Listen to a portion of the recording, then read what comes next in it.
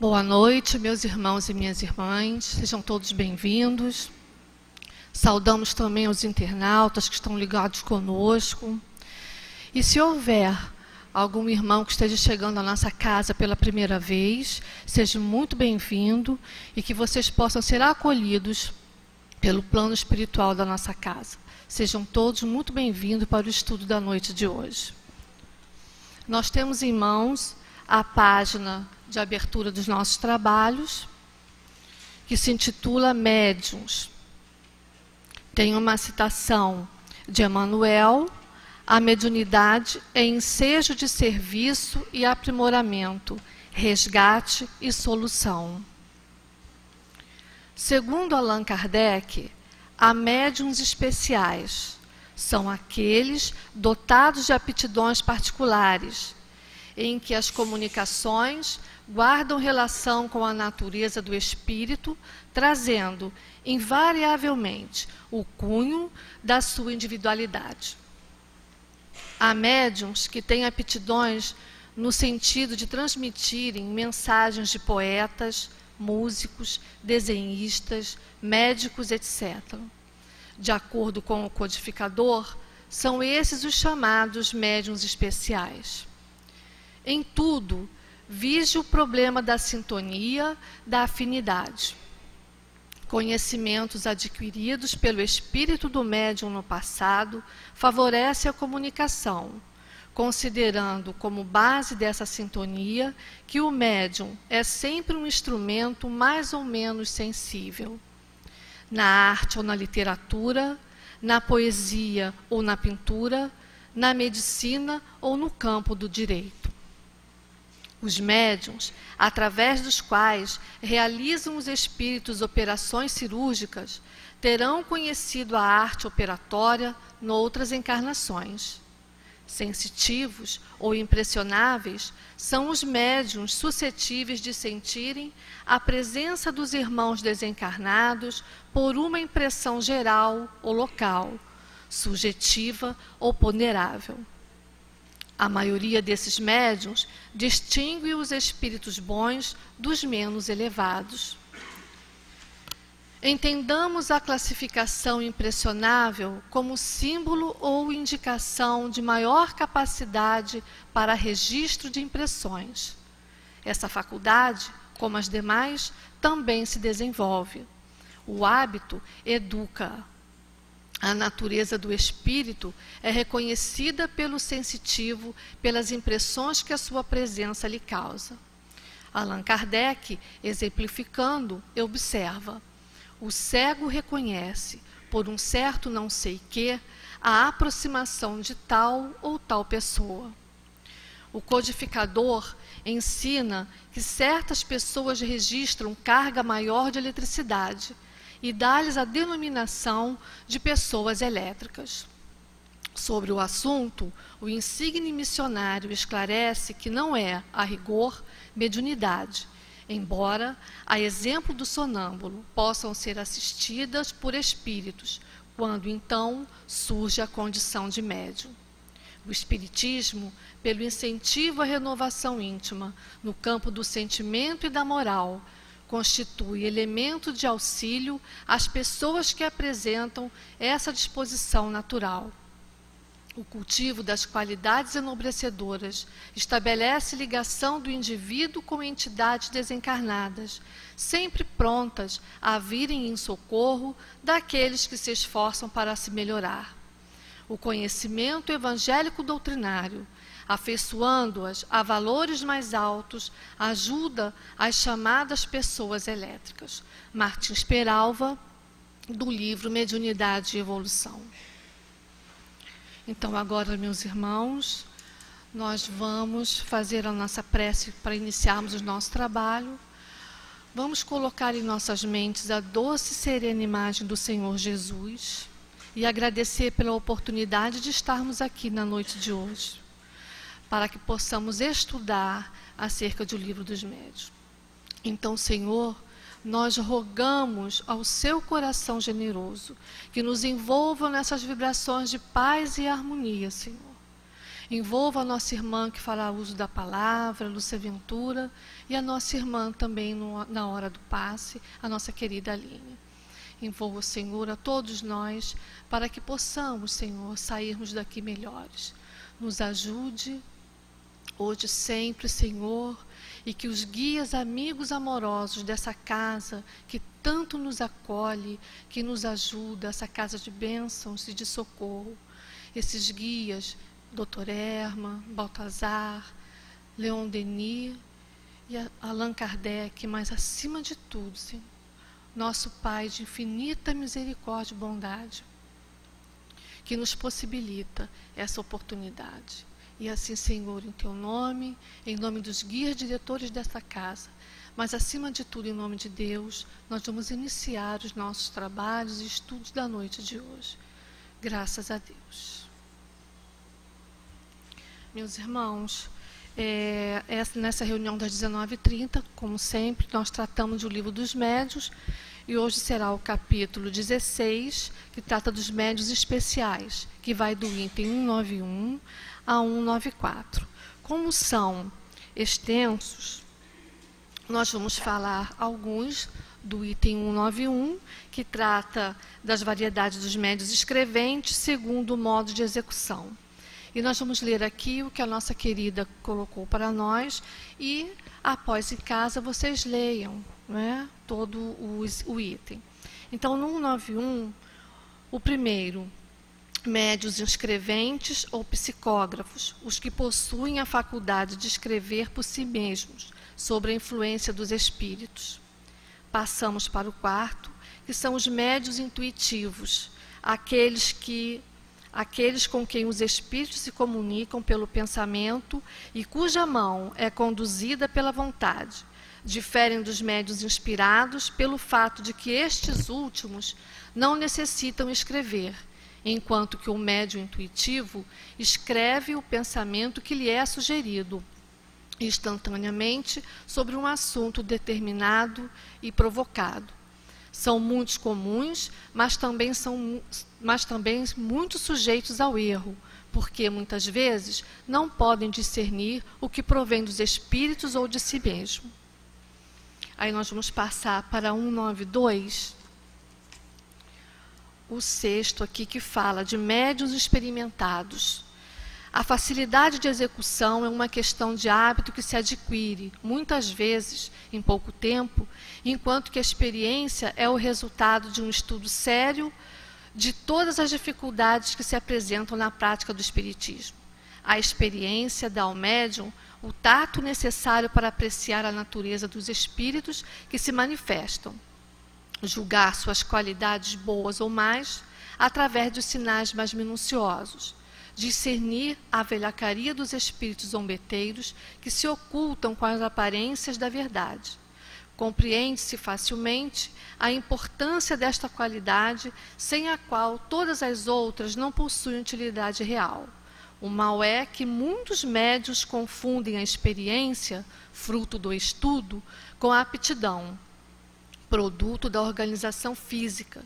Julgam-se mestres porque escrevem com facilidade. Repudiam todos os conselhos e tornam-se presas dos espíritos mentirosos e hipócritas, que os envolvem, lisonjeando-lhes o orgulho.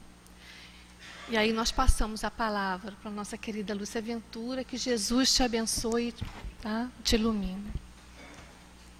Que a paz de Jesus esteja junto a todos nós nesse momento e que Ernesto Bozano, que é o patrono dos nossos estudos de mediunidade, também possa nos amparar para que a gente faça melhor proveito desse estudo de hoje.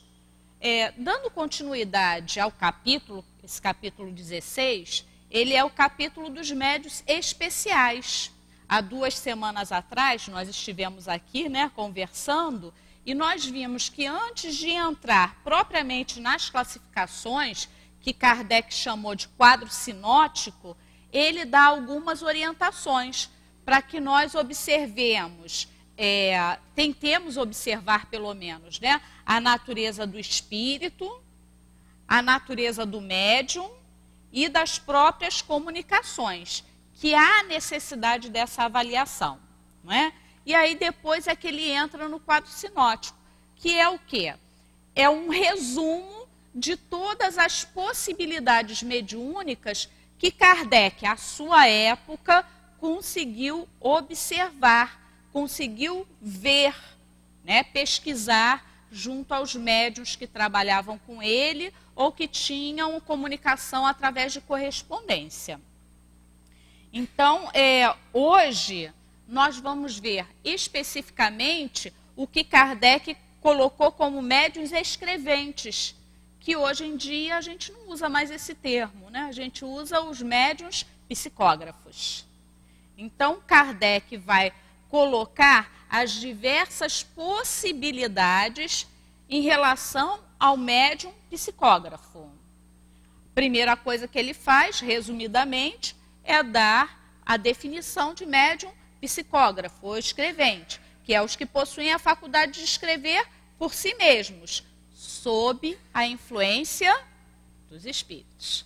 Porque se não tiver a influência dos espíritos, não é mediunidade, não é? Então, isso é um ponto importante que a gente tem que estar sempre frisando. Qualquer coisa que a gente queira classificar como mediunidade, a gente tem que lembrar sempre. Tem que ter médium e tem que ter espírito. Se só tiver um médium, não é mediunidade, né? Porque muitos de nós somos médios, mas nós não estamos acionados pelos espíritos em tarefas mediúnicas o tempo todo. Se tiver o espírito, mas não tiver nenhum médium, também não vai ter comunicação. Então, para ser mediunidade, tem que ter o médium, que tem a aptidão, a faculdade, e tem que ter o espírito, que é o comunicante. Nos médiuns psicógrafos, qual vai ser a característica do encarnado, do médium? A faculdade de poder escrever sob essa ação, né? Recebendo essa influência. E aí, André Luiz que depois traz mais informações sobre isso, sobre aspectos relacionados ao perispírito do médium, para que ele tenha essa possibilidade. Então, também não adianta eu dizer assim, eu quero ser médium psicógrafo, mas eu fui preparado para isso antes de reencarnar? Eu vim com essa tarefa? Então, não adianta eu querer. Eu tenho que ter essa preparação no plano espiritual, essa tarefa, enquanto encarnada, junto à mediunidade da psicografia. E aí Kardec, então, melhor, nós aqui, né, vamos entrar nas classificações. Ele começa lá no item 191, falando sobre o modo de execução. Então, na hora que o médium vai escrever, qual é a possibilidade dele dentro do processo mediúnico? Kardec nos diz, médiuns mecânicos, escreventes, psicógrafos, né? Psicógrafos mecânicos, semimecânicos, intuitivos, intuitivos, polígrafos, poliglotas e iletrados. Como fica chato a gente ficar só vendo ali a classificação, né? No curso a gente até faz porque há uma troca, as pessoas perguntam, então isso facilita. Mas aqui, como não dá para vocês perguntarem para eu responder, também não vou ficar lendo cada um para falar de cada um, né? O que a gente vai fazer? A gente vai pensar um pouquinho sobre Chico Xavier, né? Quando a gente fala em médium psicógrafo, eu acho que na cabeça da maioria das pessoas vem a figura de Chico Xavier. Talvez tenha sido, no último século, o médium psicógrafo com mais produção mediúnica, né? E que, com uma produção muito variada, muito consistente. Então, e que engloba muito dessa classificação que Kardec trouxe para nós. Então, nós vamos pensar um pouquinho em Chico Xavier. Não vamos nos preocupar com a infância dele, com a juventude, que isso não cabe muito para a gente nessa hora. O que cabe lá do início da vida de Chico Xavier em relação à mediunidade da psicografia? É que, na verdade, ele começa a ter fenômenos mediúnicos lá com 4, 5 anos de idade, mas na escola a professora tinha o costume de, pelo menos uma vez por semana, levar os alunos para fazer um passeio na cidade, ver alguma coisa na cidade, e os alunos depois tinham a obrigação de, no dia seguinte, trazer uma redação, né? Hoje em dia a gente diz produção textual, mas naquela época era redação mesmo. Então, os alunos tinham que levar uma redação para a professora no dia seguinte sobre aquilo que eles tinham visto, o que eles tinham pensado a respeito do que foi visto, do que foi visitado. E aí Chico Xavier, ele, de modo geral, ele era o que ficava logo em primeiro lugar, né? Que a professora fazia tipo um ranking lá das produções, e Chico Xavier geralmente ficava no primeiro lugar. Mas ele diz que isso acontecia porque até nessa hora ele já era ajudado por esses amigos espirituais. Os amigos espirituais não faziam a redação para ele, mas estavam ali junto, apoiando, orientando, às vezes dando uma ideia, não é? Por que isso é interessante para a gente?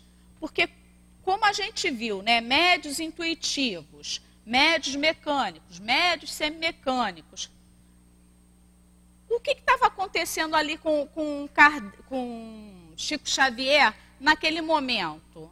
Já não era um treinamento, um preparo para o trabalho que ele viria a desenvolver mais tarde? Então é interessante, nós estávamos agora há pouco até conversando no curso, né?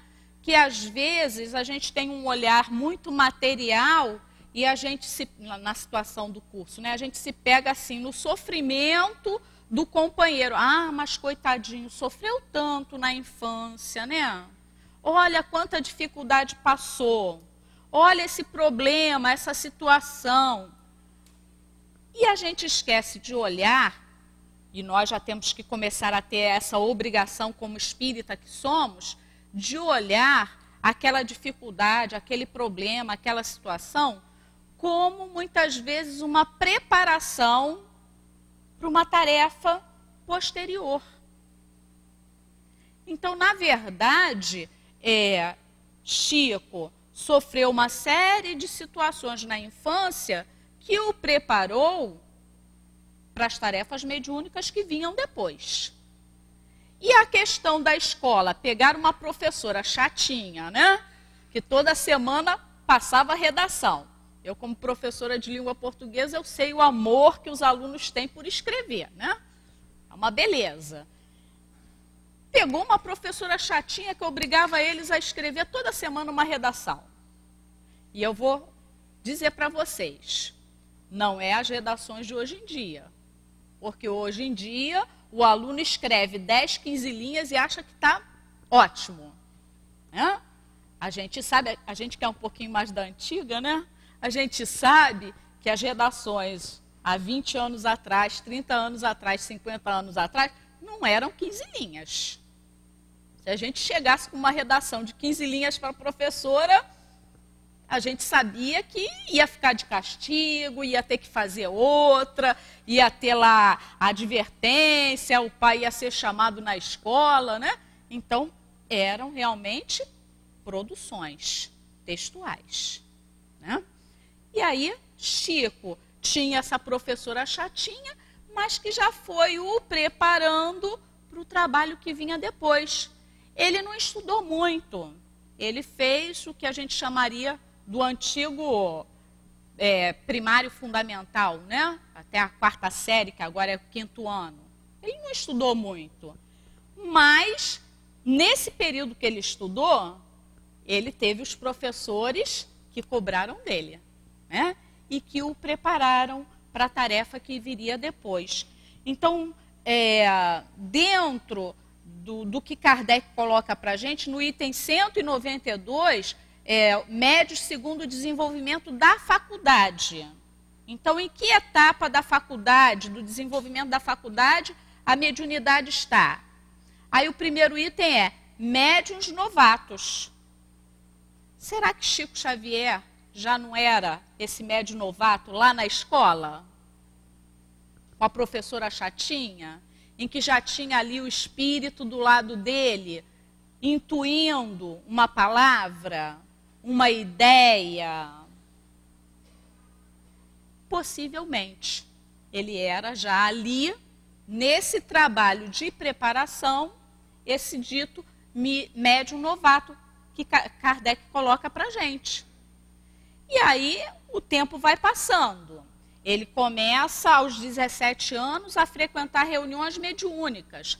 Logo na primeira reunião mediúnica que ele foi colocado para ver se tinha a possibilidade da psicografia, ele escreveu 16 páginas direto, sem parar. Olha só. Quem aqui consegue escrever 16 páginas sem parar? Uma reunião mediúnica que possivelmente deve ter o quê? A duração de 1 hora, 1h30, no máximo 2. Não é? Quem aqui consegue? Então a gente tem que ir pensando nessas questões que mostram para a gente realmente o aspecto da mediunidade. A gente escrever 16 páginas, tudo bem, a gente até escreve, mas em quanto tempo? 1 dia, 2 dias, 3 dias? Vamos lembrar aí quem fez uma universidade, que às vezes o professor passava um trabalho de pesquisa. Me veio agora a lembrança, um trabalho de pesquisa que o professor passou, que foi assim 1 mês trabalhando as ideias, né? Lógico que tinha pesquisa e tudo, mas para poder redigir o trabalho que tinha talvez umas 8, 10 páginas. Não é? E aí você pega a criatura com 17 aninhos, que escreve 16 páginas assim, 1 hora, 1h30. Então a gente vê que quando ele foi colocado já nessa situação, ele já tinha deixado de ser o médium novato. Ele já estava com, como a gente diz, um know-how para aquela situação de médium psicógrafo. E vai sendo colocado, né, se a gente procurar lá a biografia de Chico Xavier, que em 1931, eu tenho que fazer as minhas colas, que eu sou péssima para gravar essas coisas, mas em 1931, ele já tinha recebido várias poesias e mensagens. Então, olha só, de 1927, quando ele começa a frequentar a reunião mediúnica, até 1931, ele teve aí um período, né, de 4 anos, em que a mediunidade de psicografia foi sendo aprimorado nele, nas reuniões mediúnicas, possivelmente até dentro de casa. Então ele foi passando, né, saindo desse estágio de médium novato para o médium, que nós vamos ver depois feito, experimentado, né, as outras classificações, com a diversidade de possibilidades de escrita que nós vemos em Chico Xavier, de produção literária, não é? E aí a gente vai ver o quê? Essas possibilidades, né? Médium mecânico. Se ele escreveu em pouco tempo 16 páginas, com certeza ele era mecânico ou semimecânico nesse momento. Quando a gente pega na produção literária, nos guardados lá de Chico Xavier, escrita espelhada. Ele escrevia e depois as pessoas, para ler, tinham que pegar o escrito e colocar diante do espelho e ler pelo espelho. Porque estava escrito tudo de trás para frente. Então, só com o espelho é que se conseguia ler. Quando ele escrevia numa língua estrangeira, que aí tinha que se procurar a pessoa que sabia lá o inglês, o francês, a outra língua, para poder dizer o que estava escrito ali. Como é que ele fazia isso? Só sendo médium mecânico. Se ele não fosse médium mecânico nessa hora, não daria para ele fazer, né? Porque se eu conheço uma língua estrangeira, eu posso ser até intuitivo usando a língua estrangeira. Mas se eu não conheço a língua estrangeira, vai ter que ser no mecânico. A espiritualidade vai ter que, como a gente fazia na escola primária, né, quando a gente era professora de alfabetização, muitas vezes pegar na mão do aluno para ele aprender a escrever, fazer o movimento da escrita. Os espíritos, na escrita mecânica, eles têm que fazer quase a mesma coisa. Tomar da mão do médium e imprimir lá o movimento que eles querem escrever.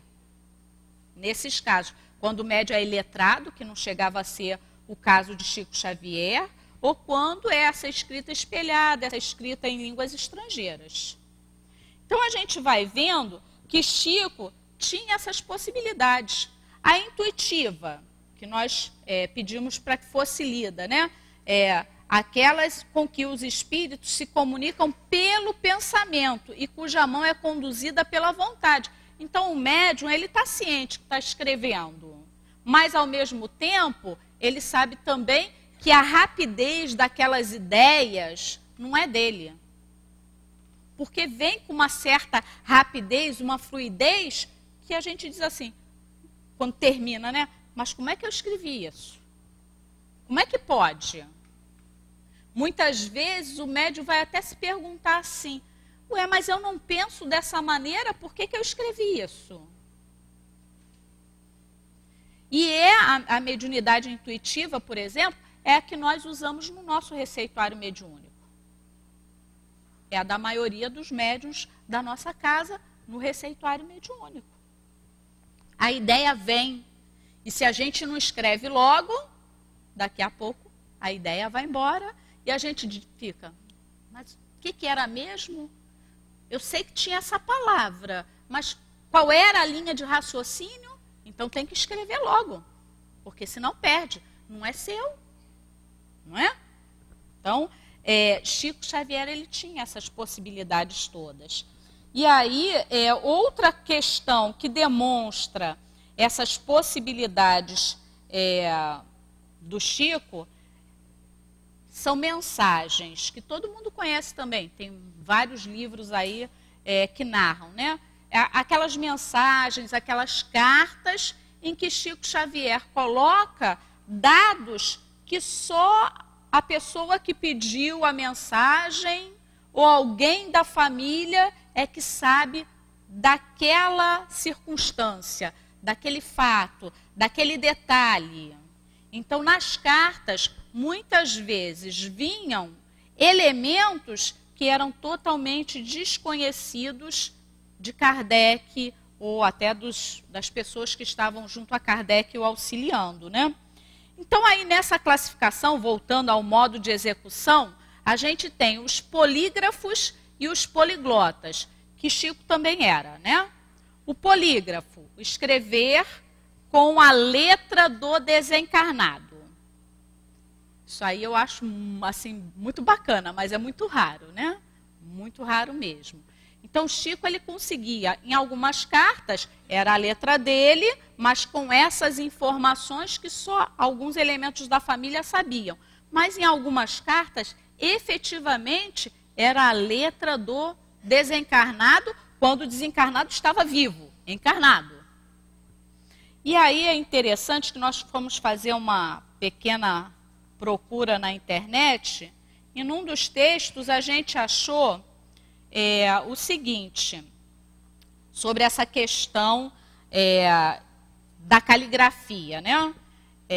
O pesquisador da Universidade Estadual de Londrina, Carlos Augusto Pandrea, pós-graduado em criminologia, durante cerca de 14 anos, estudou cientificamente 400 cartas psicografadas por Chico Xavier em transes mediúnicos, usando as mesmas técnicas com que avalia a assinatura para bancos, polícias e poder judiciário, a grafoscopia.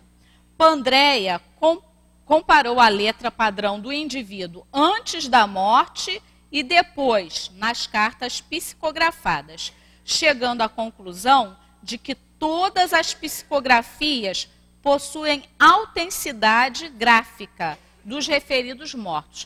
O que está colocando para a gente? Que esse companheiro Pandréia, ele se interessou pelo assunto, né?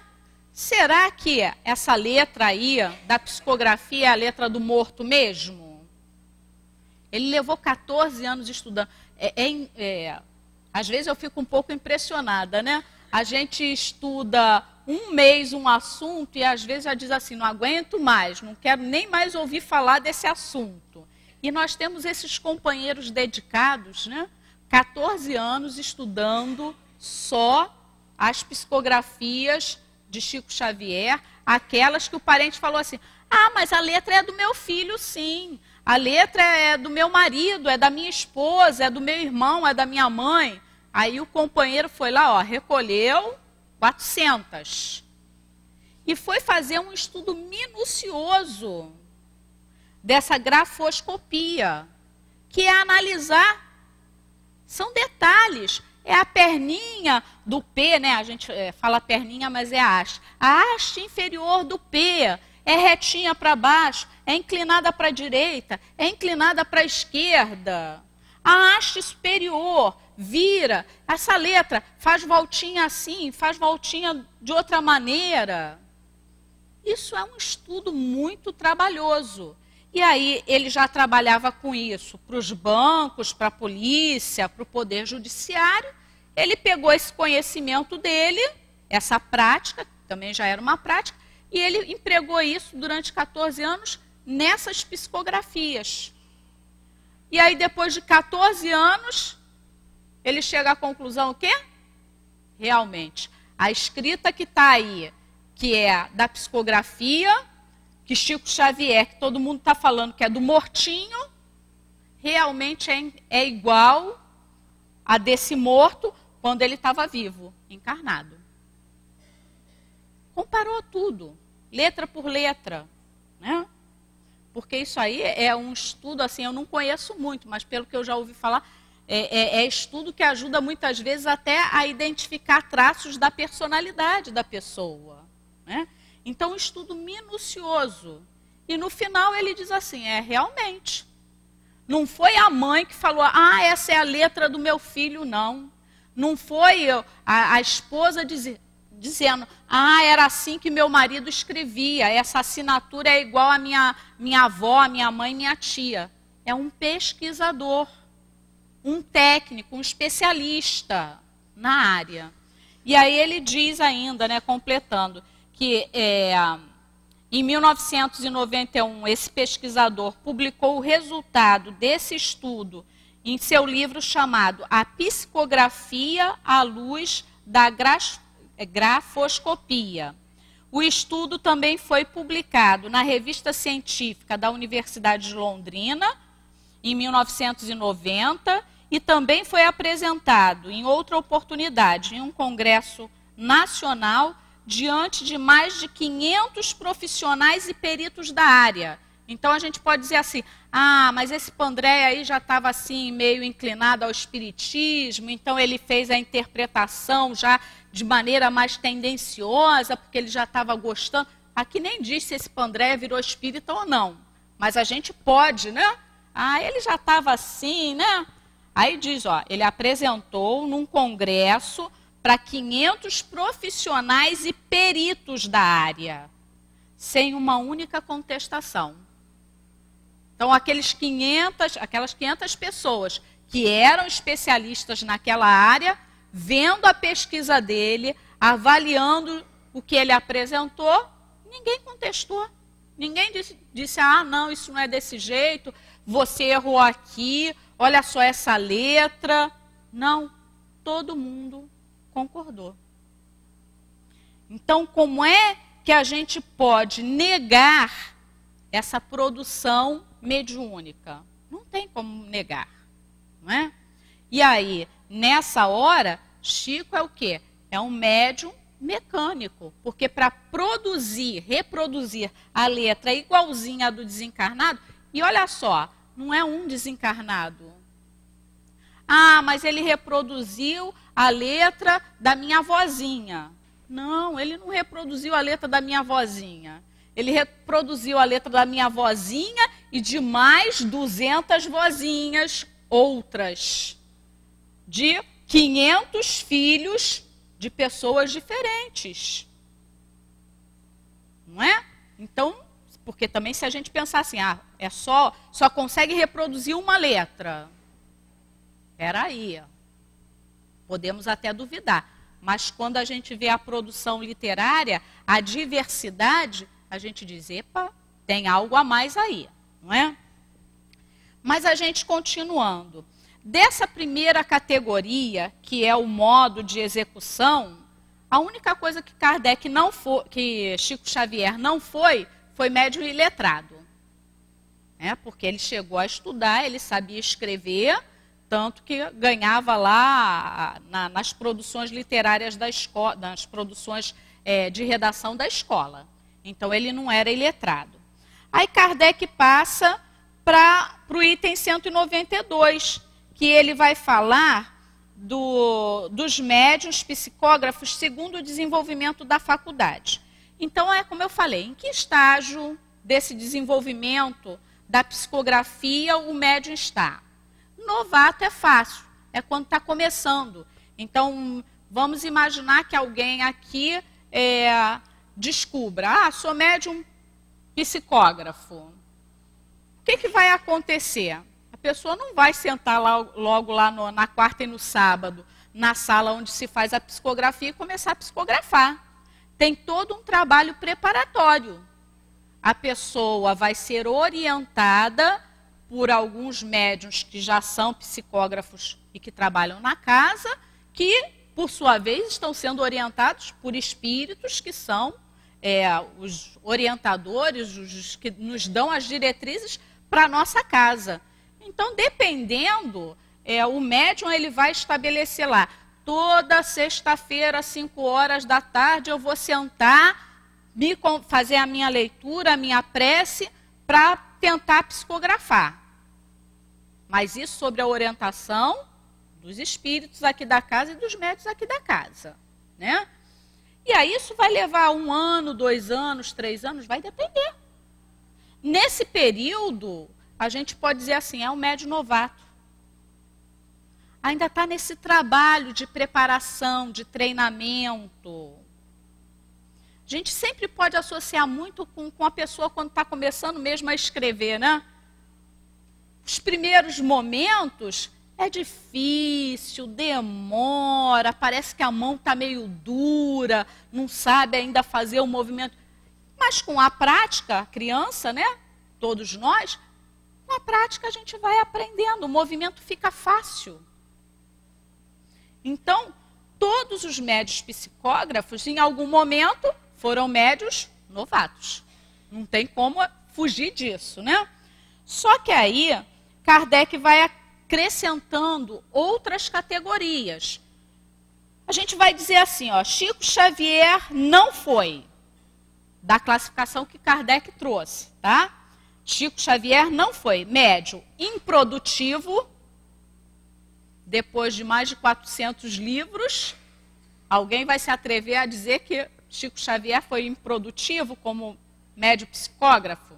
Não tem como, né? Então, não foi improdutivo.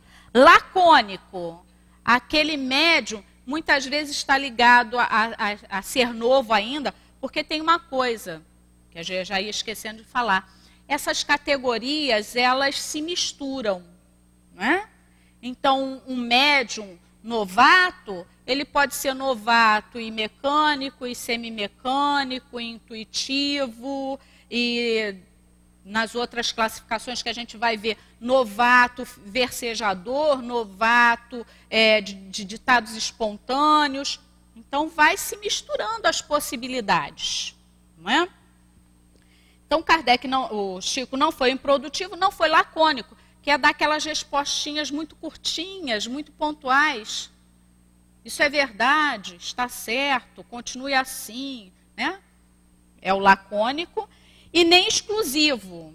Exclusivo é aquele médium psicógrafo que só consegue trabalhar com um único espírito. Então, só aquele espírito é que se comunica através daquele médium. O médium não consegue ter ligação com nenhum outro espírito para trazer comunicação. Se a gente for pensar em Chico Xavier, poxa, André Luiz, Emmanuel, Humberto de Campos, aí a gente pega uns livrinhos que tem de mensagem, a gente vê 10 nomes diferentes. Eu tenho o que eu trouxe até há 15 dias atrás, né, as instruções psicográficas. Tem ali um monte de espírito. Meimei, tem vários. Então, ele não foi um médium exclusivo. Ele, na verdade, foi o contrário do médium exclusivo. Ele foi um médium flexível. Um médium flexível é aquele que consegue manter esse intercâmbio com diferentes espíritos, que foi o que aconteceu com Chico Xavier, principalmente na questão da psicografia. Ele tinha essa flexibilidade mediúnica, fluídica, para poder ter a ligação com vários espíritos, com espíritos diferentes. E aí o que Chico Xavier foi? Médium feito ou formado, médium experimentado, pular aqui, experimentado, flexível, médios para evocação, médios para ditados espontâneos. Tudo isso Chico Xavier foi. E aí, quando a gente está lá no curso de orientação mediúnica, lembrar que os companheiros, né? Não fui com vocês, que vocês eram da noite, eu era da tarde. Mas lá no nosso grupo da tarde, tem uma determinada aula que a gente até fala alguma coisa dessas classificações, e aí eu sempre brinco com o pessoal.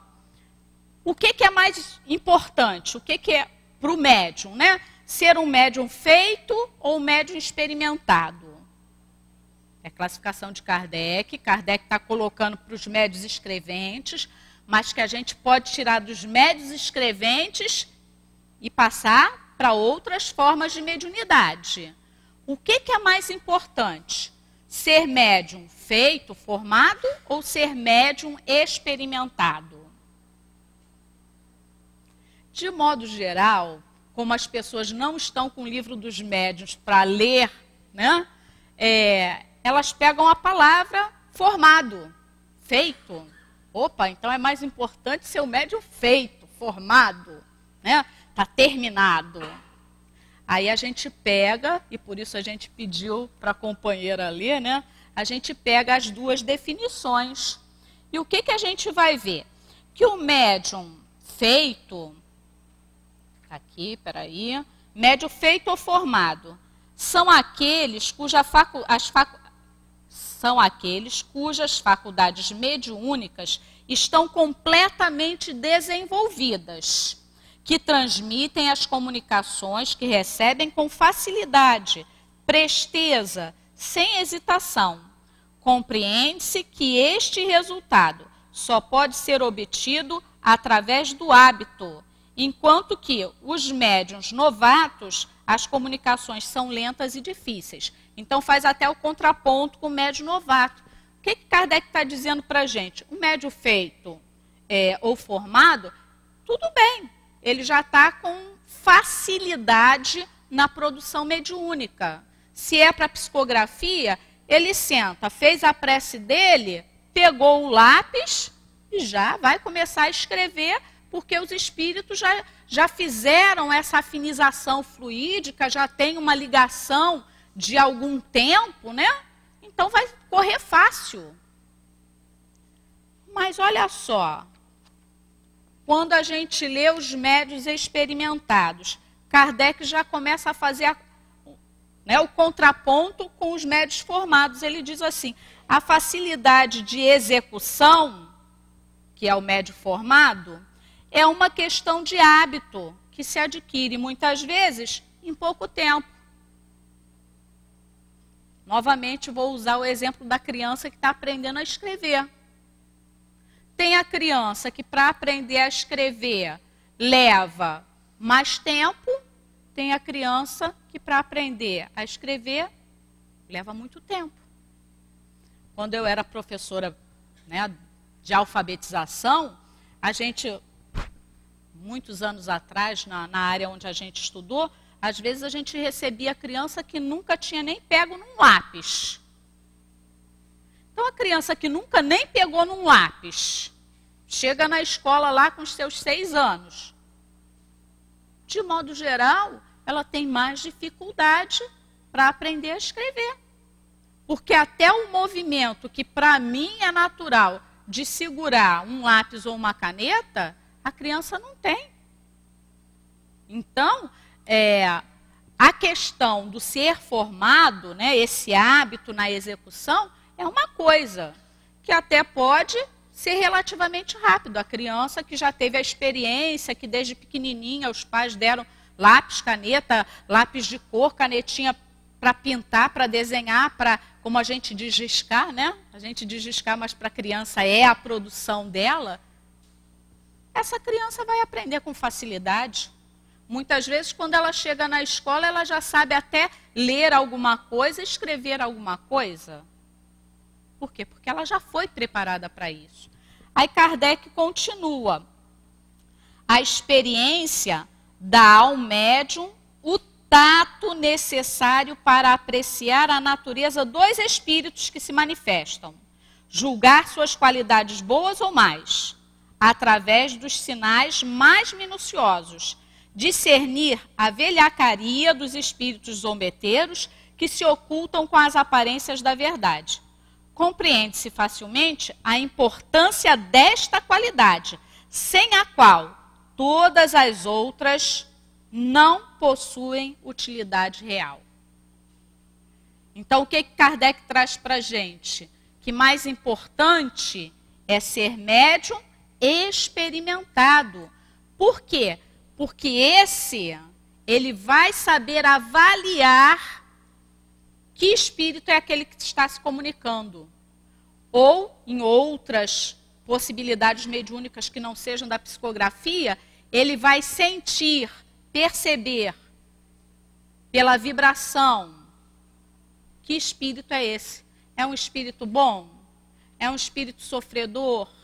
É um espírito que está muito triste, que ainda está perturbado com o desencarne? É um espírito que está com intenções escusas? É um espírito que está falando coisas bonitinhas, mas que no fundo, o sentimento dele não é nada daquilo? Então, o médium experimentado, Kardec ainda vai falar da questão do estudo e tudo, né? Ele fala assim, ó, o mal é que muitos médiuns confundem a experiência, fruto do estudo, com a aptidão, produto da organização física. Então, o médium experimentado é aquele que tem estudo, que estuda, que se dedica, que procura realmente compreender o processo. E o médium formado é esse da aptidão física, que tem mais facilidade no processo. Tá? Então, é importante que a gente tenha isso na nossa cabeça, por quê? Às vezes a gente vai, mas o médium tal, incorpora rapidinho, escreve rapidinho. Mas o que é mais importante? Esse médium sabe avaliar qual é o espírito que está incorporando?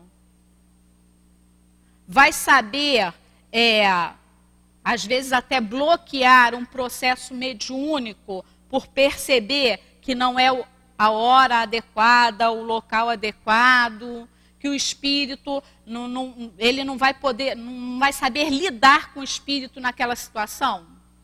Isso é mais importante. Então, mais importante do que essa facilidade de execução é nós termos o estudo que nos faça perceber que espírito é esse que está querendo se comunicar. E olha só, isso é válido até para quem diz assim, não sou médium. Né? A questão do experimentado, porque é o estudo que vai nos facilitar. Só que Kardec, ele continua aí trabalhando as questões, e aí ele passa então para o item 193, que é segundo o gênero e a especialidade das comunicações. Então, esse médium, Que foi até o que foi colocado no iniciozinho do capítulo. Ah, tem espírito que prefere escrever em verso. Tem espírito que prefere dar lá os aconselhamentos médicos. Tem espírito que prefere dar orientação sobre relacionamento. Lembram disso? Há 15 dias atrás, que a gente esteve aqui, né? Então, o espírito, ele tem uma área de ação que é a que ele atua melhor. Então, na psicografia, vai acontecer a mesma coisa, né? O espírito, ele vai escolher o médium que lhe facilita o trabalho dentro da especialidade que ele tem. Então, nós vamos ter lá médios versejadores, poéticos, positivos, literários, incorretos, historiadores, científicos, receitistas, religiosos, filósofos e moralistas e médios de comunicações triviais e obscenas, que essa a gente esquece. A gente aqui na casa não está querendo muito saber dessas, né? Se a gente puder deixar essa de lado, é bom. Então, Kardec nos dá aí uma lista. E se nós formos ver, Chico Xavier teve todo, né, fora aí os obscenos e triviais e os incorretos, Chico Xavier teve tudo. Tudo. Não tem nada aqui que Chico Xavier não tenha feito alguma produção literária. Então, novamente, lá nas nossas pequenas pesquisas, né, a gente vai ver médium versejador. É só a gente pegar o primeiro livro publicado de Chico Xavier, Parnaso de Além-Túmulo. E com detalhe, as poesias que foram colocadas nesse livro, Parnaso de Além-Túmulo, também houve uma pesquisa muito séria de pessoas que eram especialistas em literatura, em determinados autores da literatura brasileira e portuguesa, porque tem escritor brasileiro e tem escritor português, né? E que realmente, eu não vou dizer que foi realmente lá o fulano que escreveu, mas o estilo é perfeito, o estilo é dele mesmo. Então também tem isso, né? Tem aqui na página 2, deixa eu ver aqui nos meus escritos. Aqui, ó, no Parnaso de Além-Túmulo, provocou a questão da identificação das produções mediúnicas pelo pronunciamento espontâneo dos críticos, tais como Humberto de Campos, quando ainda era vivo. Olha que interessante, Humberto de Campos, vivo, foi lá pesquisar e averiguar a produção de Parnaso de Além-Túmulo de Chico Xavier. E depois, desencarnado, ele é o nosso irmão X, né, que se comunica através de Chico Xavier.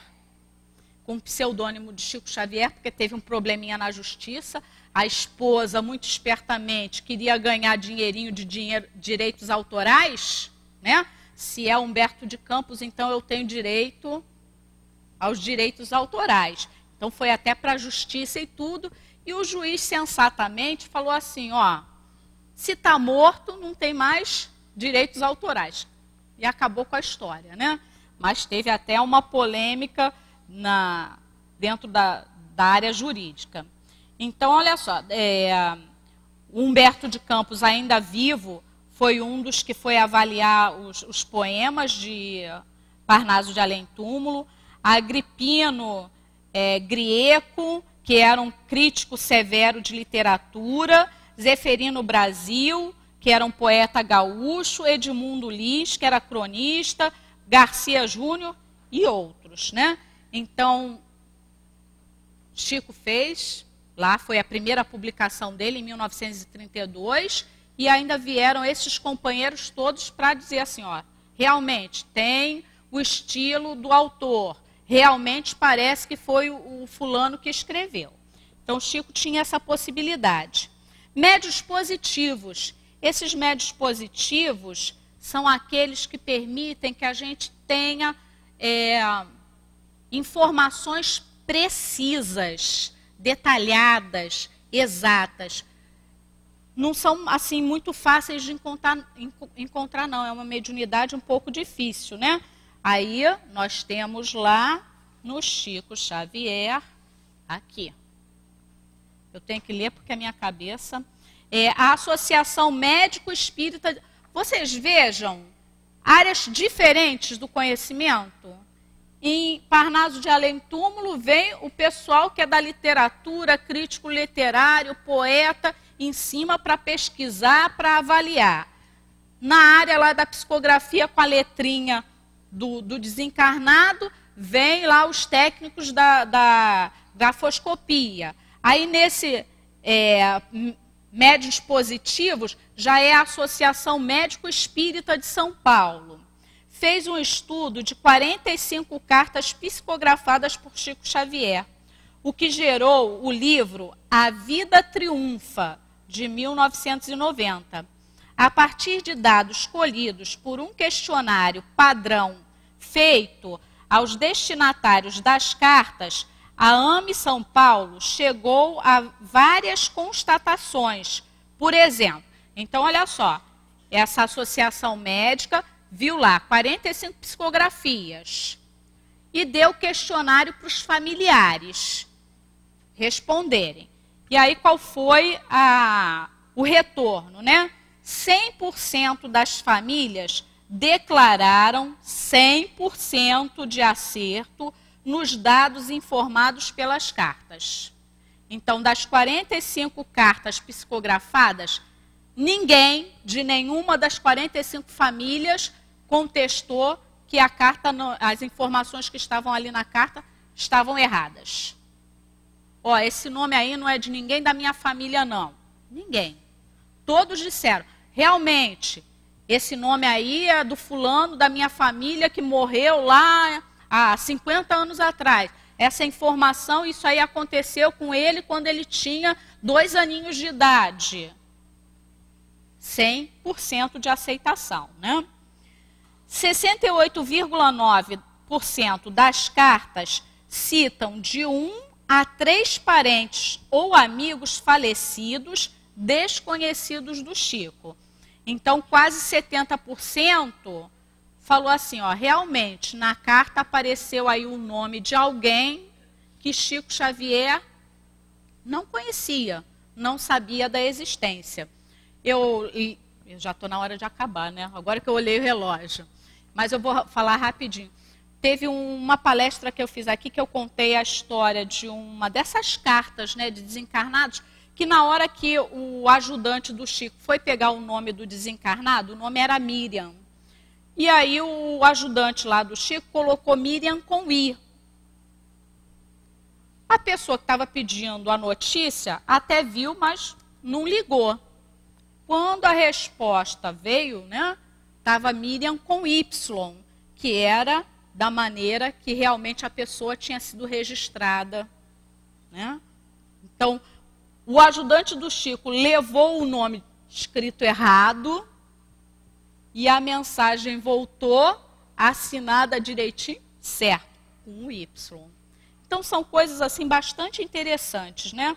35% definiram as assinaturas psicografadas pelo médium como idênticas às dos autores espirituais. Então, aquela questão até da grafologia que a gente viu acima.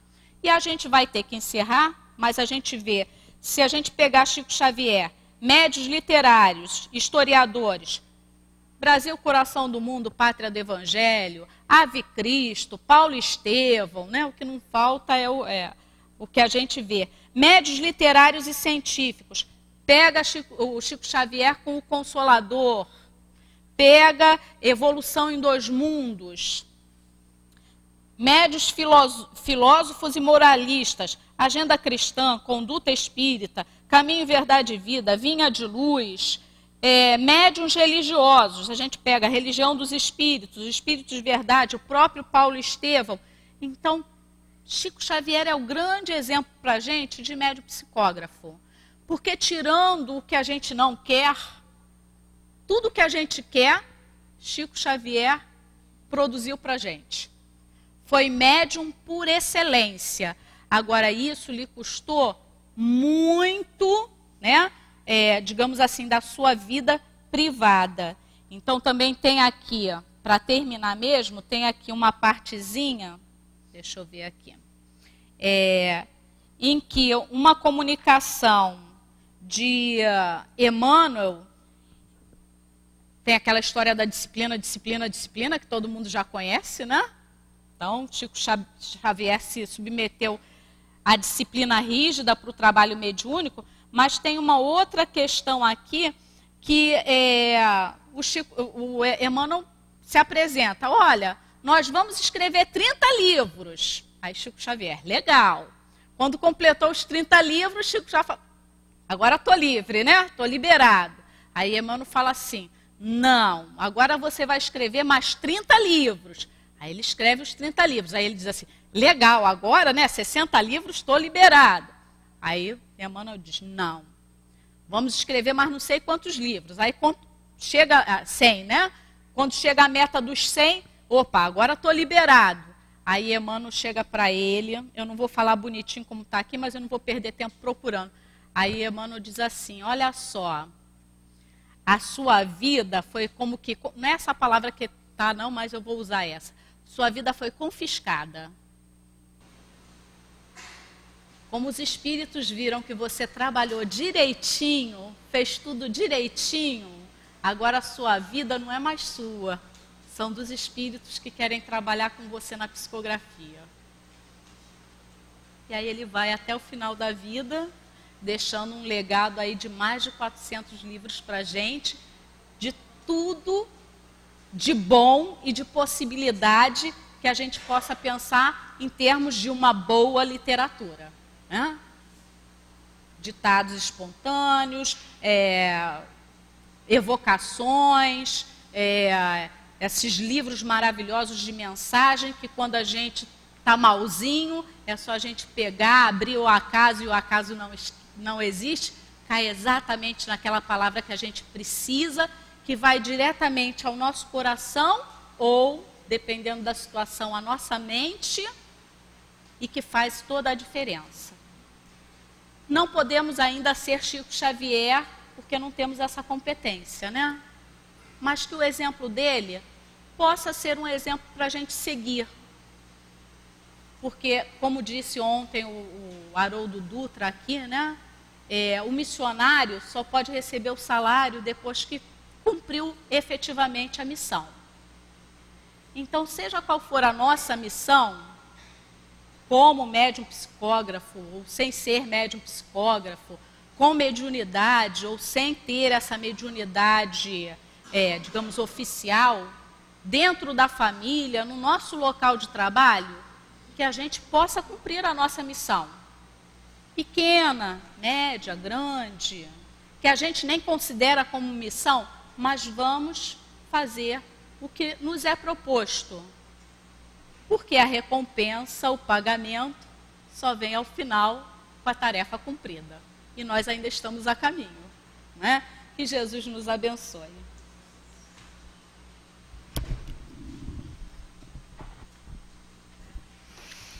É uma pena, né, que o ponteirinho do relógio não fica paradinho, ele corre, né? Senão nós ficaríamos aqui ouvindo o estudo, né, das reflexões que ela nos trouxe, né? Obrigada, viu, querida? Eu fiquei aqui lembrando do tempo que eu fui da turminha dela no Comp. Eu fiz o Comp com ela. Foi muito bom, viu? Que Jesus te abençoe e continue te envolver nessas vibrações de paz. Então, meus irmãos, esse segundo momento, nós vamos fazer a leitura do Evangelho segundo o Espiritismo, no primeiro capítulo, Não Vim Destruir a Lei, que vai ser no momento dos passes. A nossa querida Aline vai estar trazendo também o seu raciocínio enquanto o passe estiver acontecendo, né? Então, vamos, como são os itens 9 até o item 11, e como eles são muito extensos, eu vou ler o item 9, tá? Que é a instrução dos espíritos à nova era. Deus é único e Moisés é o espírito que Deus enviou em missão para fazer com que ele fosse conhecido, não somente dos hebreus, mas também dos povos pagãos. O povo hebreu foi um instrumento que Deus utilizou para se revelar, por intermédio de Moisés e pelos profetas. E as vicissitudes por que esse povo passou foram destinadas a impressionar e fazer cair o véu que ocultava a divindade aos homens. Os mandamentos de Deus, dados por Moisés, contêm um germe da mais ampla moral cristã. Os comentários da Bíblia restringiam-lhe o sentido, porque, posta em ação, com toda a sua pureza, não seria então compreendida. Mas os 10 mandamentos de Deus nem por isso deixaram de ser como um frontispício brilhante, como o farol que devia iluminar a humanidade no caminho que ela teria que percorrer. A moral ensinada por Moisés era apropriada ao estado de adiantamento em que se encontravam os povos, a quem ela estava destinada a regenerar. Esses povos, semi-selvagens quanto ao aperfeiçoamento da alma, não teriam compreendido que se pudesse adorar a Deus sem a realização de holocaustos, nem que fosse preciso perdoar ao inimigo. A inteligência deles, notável sob o ponto de vista da matéria e mesmo sobre o das artes e das ciências, era muito atrasada em moralidade, e não seria convertida sob o domínio de uma religião inteiramente espiritual. Era-lhes necessária uma representação semimaterial, como a que a religião hebraica lhes oferecia. Os holocaustos falavam aos seus sentidos, enquanto a ideia de Deus falava ao seu espírito. O Cristo foi o iniciador da moral mais pura, mais sublime, da moral evangélico-cristã, que deve renovar o mundo, aproximar os homens e torná-los irmãos, que deve fazer jorrar todos os corações humanos a caridade e o amor ao próximo, e criar entre todos os homens uma solidariedade comum, enfim, de uma moral que se há de transformar a terra e dela fazer uma morada para espíritos superiores aos que hoje a habitam. É a lei do progresso, à qual a natureza está submetida, que se cumpre, e o espiritismo é a alavanca da qual Deus se utiliza para fazer a humanidade avançar. São chegados os tempos em que as ideias morais devem se desenvolver para que se realizem os progressos que estão nos desígnios de Deus. Elas devem seguir o mesmo caminho que as ideias de liberdade percorreram e que foram suas precursoras. Não se creia, porém, que esse desenvolvimento se fará sem lutas. Não. Elas precisam, para chegar à maturidade, de abalos e discussões, a fim de que chamem a atenção das massas. Uma vez despertada essa atenção, a beleza e a santidade da moral irão impressionar os espíritos, e eles se ligarão a uma ciência que lhes dará a chave da vida futura e lhes abrirá as portas da felicidade eterna. Moisés abriu o caminho, Jesus continuou a obra, o Espiritismo irá concluí-la. Um espírito israelita, Mulhouse, 1861. E agora, os nossos irmãos médiuns se posicionem para o trabalho dos passes. E nós outros vamos nos manter com serenidade nos nossos corações, não se atendo a esse movimento que é necessário que se faça, mas que nós possamos estar sentindo toda a vibração de amor e de paz que nós estamos recebendo na noite de hoje.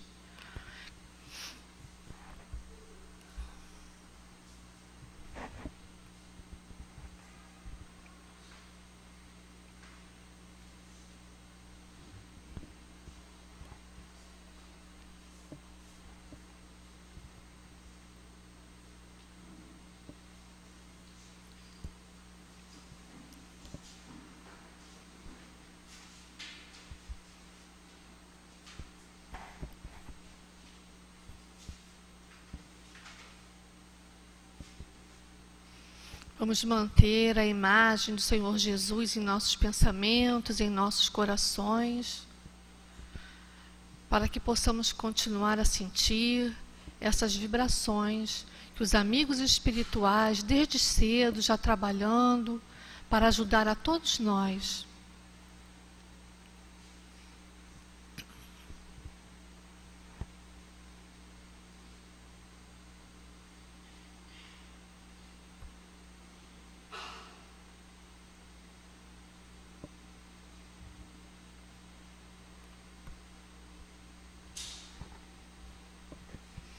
Senhor Jesus, grande amigo dos nossos corações, nesse momento, Senhor, rogamos ao Teu coração tão generoso que continue a nos envolver com essas vibrações de paz, de amor e de equilíbrio a todos os corações que aqui estão, Senhor.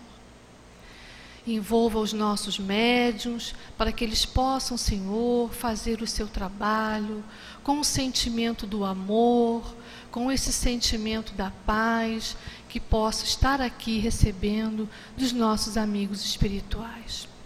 E assim, Senhor, em Teu nome, em nome dos espíritos amigos desta casa de amor, mas sobretudo em nome de Deus, nós pedimos licença, Senhor, para darmos por iniciado os passes da noite de hoje. Graças a Deus.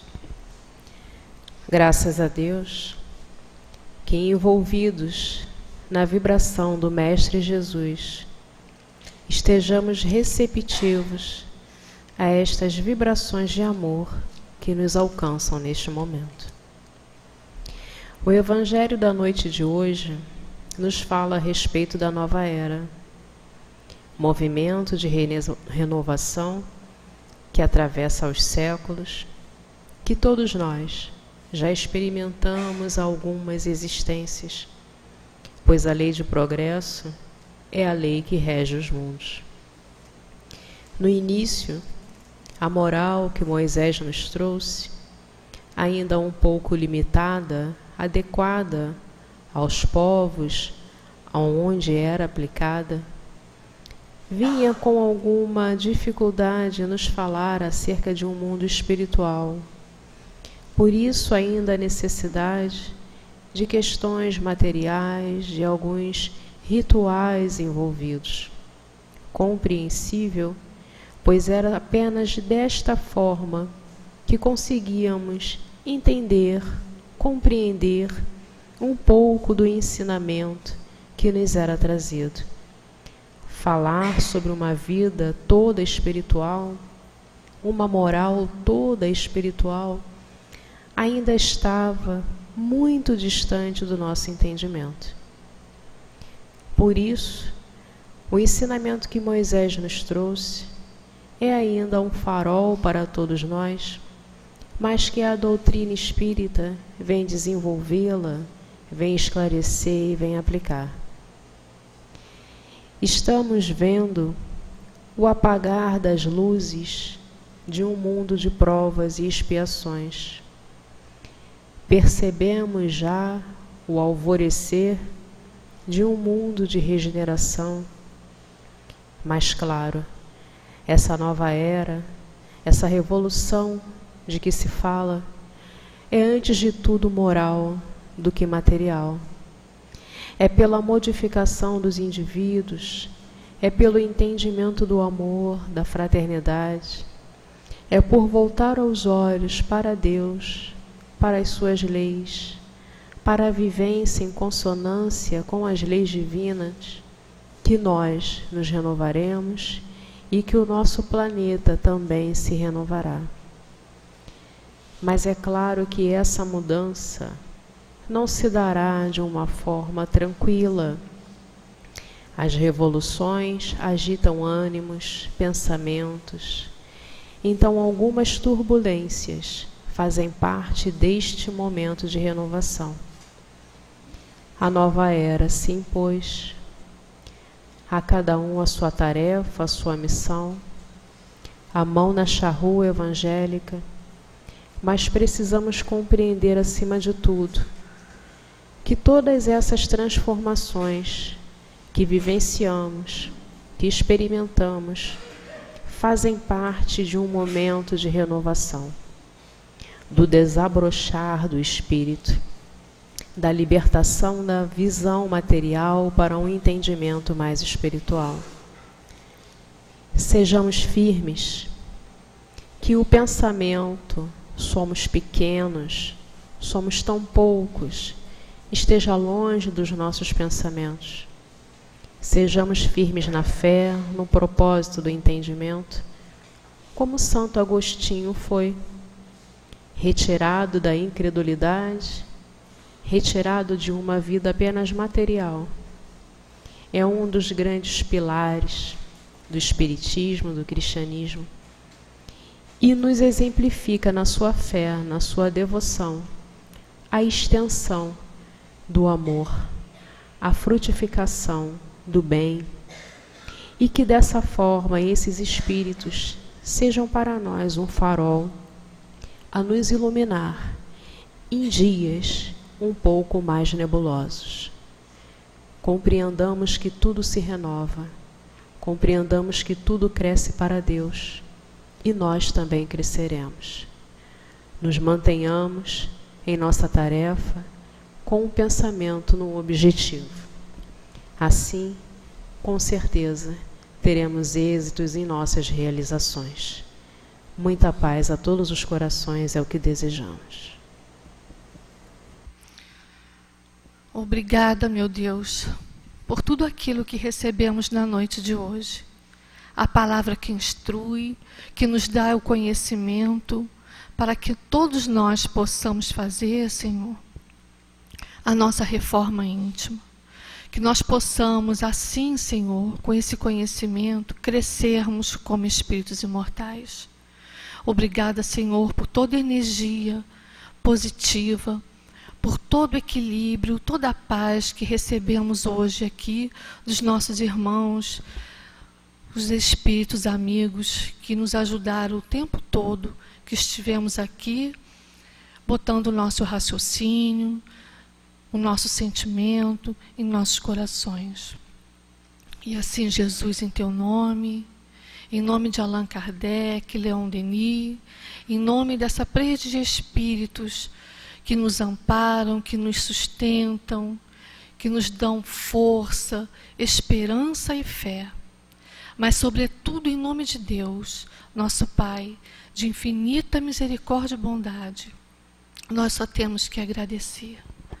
Agradecer e pedir para que possamos levar para os nossos lares, Senhor, tudo aquilo que recebemos na noite de hoje. E assim, em teu nome, nós encerramos a nossa reunião da noite de hoje. Graças a Deus.